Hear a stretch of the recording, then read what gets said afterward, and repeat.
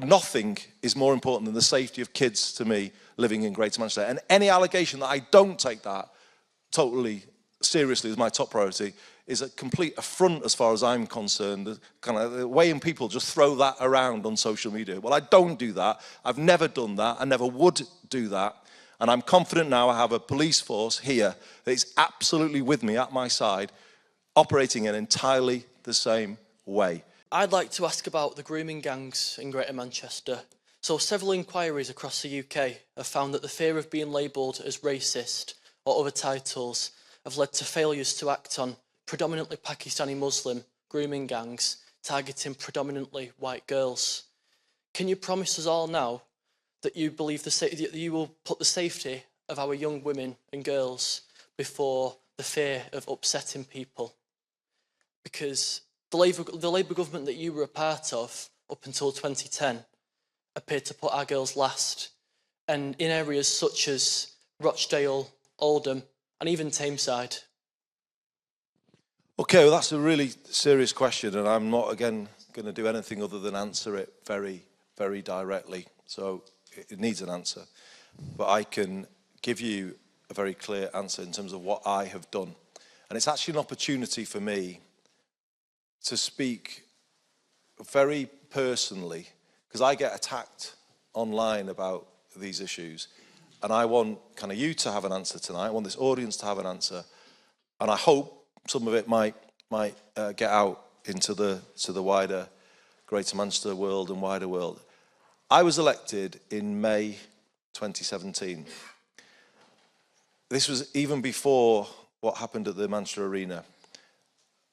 The programme, Three Girls, and the documentary Betrayed Girls was aired literally within a day or two of me taking office. I think actually on the day I took office, about Monday the 8th of May, something like that.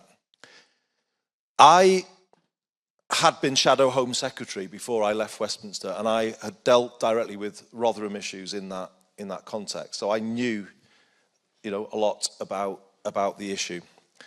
And I heard Maggie Oliver speak, I didn't know her at the time, speaking for the first time on Radio 5 Live, commenting on those programmes that had been on the TV about Rochdale particularly, saying that she had been part of an investigation that had been closed down overnight and just, shut down. So I know this isn't what people say, but I'm not the politician who hears something like that and says, well, nothing to see here. I commissioned the largest inquiry, the longest running inquiry into child sexual exploitation, or let's say into the activities of grooming gangs that this country has seen. And that was established at that time, but it got going in 2018. And the people we brought in to do it were the Rotherham review team, the people who were recognised as rigorous when it comes to this issue. It had three components at the start: an investigation into Manchester and what Maggie Oliver had said about what was called Operation Augusta, which was closed down in 2005.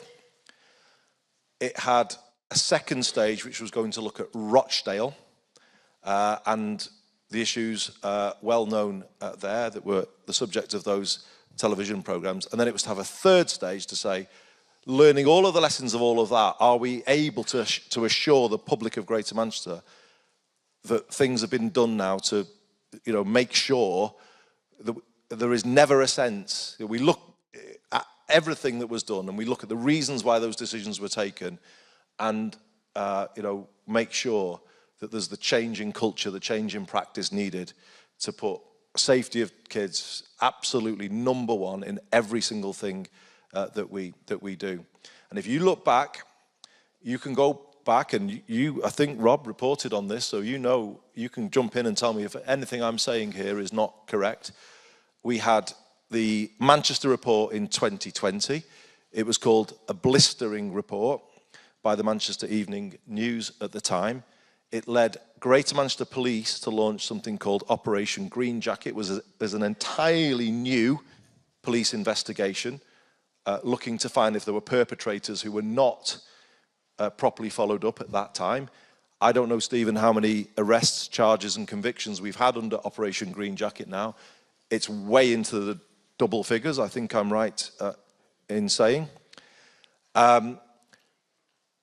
We then had a request from Oldham to add a further stage to the inquiry before the Rochdale report, because there were rumours circulating in Oldham around this issue and some of the things that had been done or not done and not followed up, and things the council had not followed up. And I received a request to initiate an Oldham inquiry, but it came through a different route because the wider thing was already ongoing. But I accepted that request. I agreed to it and asked the review team to add it to what they were doing. But it was different. It wasn't a sort of high profile. It was more about things that were being said, rumours that needed to be investigated. So the nature of the Oldham inquiry was different. But nevertheless, that review team did it. The review team that created a report that was called Blistering by the Manchester Evening News, and would later look at Rochdale after Oldham. And similarly, the chief was there, Kate was there, I was there. I think you may have been reporting. Again, absolutely, hard-hitting report when that Rochdale report came out. The suggestion then is that we somehow covered up in Oldham. But how? I mean, how would that, if people are putting that allegation at me, well, that is impugning the review team, the people who'd done those other pieces of work. That's saying that they were complicit in, it's an utter nonsense. And there are people online, I don't know, for their own purposes, are kind of circulating stories that are constantly meant to look as though the whole Greater Manchester system. We did the exact opposite. And I can say to you tonight, I had meetings with officers in the GMP at the time, Stephen's predecessor, officers in the councils, where the review team was saying to me sometimes, there's too much resistance, we need to break through this, we need access to X, Y, and Z. And I had those meetings with Kate's predecessor, with Kate as well, as we went through this process. Greater Manchester did not look in the other direction. Greater Manchester was unique in many ways as a city region, not just one little sort of place. As a whole, we looked directly at this issue. We held a complete mirror up to ourselves, and we went through that whole process to the point beyond the Rochdale report when we came to the final stage, which was overseen by His Majesty's Inspectorate of Constabulary. Ofsted were involved because of the Children's Services side of things, the CQC from the Sexual Health Services side of things. We were found that we were fit for purpose because we'd made all of those changes that we needed to make sure the culture was right. And I'm glad you finished on this question, genuinely, because I see the stuff online and it's designed to go back to where we started. It's actually designed to create hate, and they're trying to pull everyone apart. Oh yeah, and that's what it's doing. And I'm really glad I've got the opportunity to say 100%, we have never done what they accuse us of doing.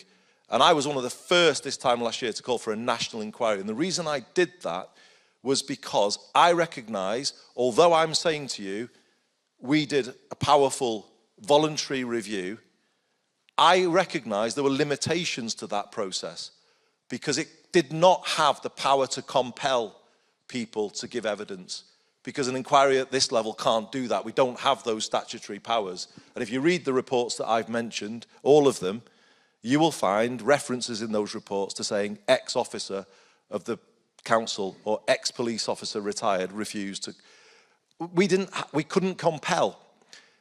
And I said, this time last year, against what was then my national party's position, no, we need a national inquiry, because that accountability part of this whole story, we could not achieve through our review. And hence, we felt there needed to be that further accountability process. But I can finish by saying, I am absolutely certain that we have done the exact opposite of what they accused us of. Because in Manchester, we have a new police inquiry called Operation Green Jacket, I mentioned. In Oldham, we have a reopened new police inquiry called Operation Sherwood that has started to bring charges against perpetrators who should have been dealt with before. And the same in Rochdale as well. As a result of the Greater Manchester Review, people have been arrested, charged, convicted, and therefore our community's made safer because we turned towards it.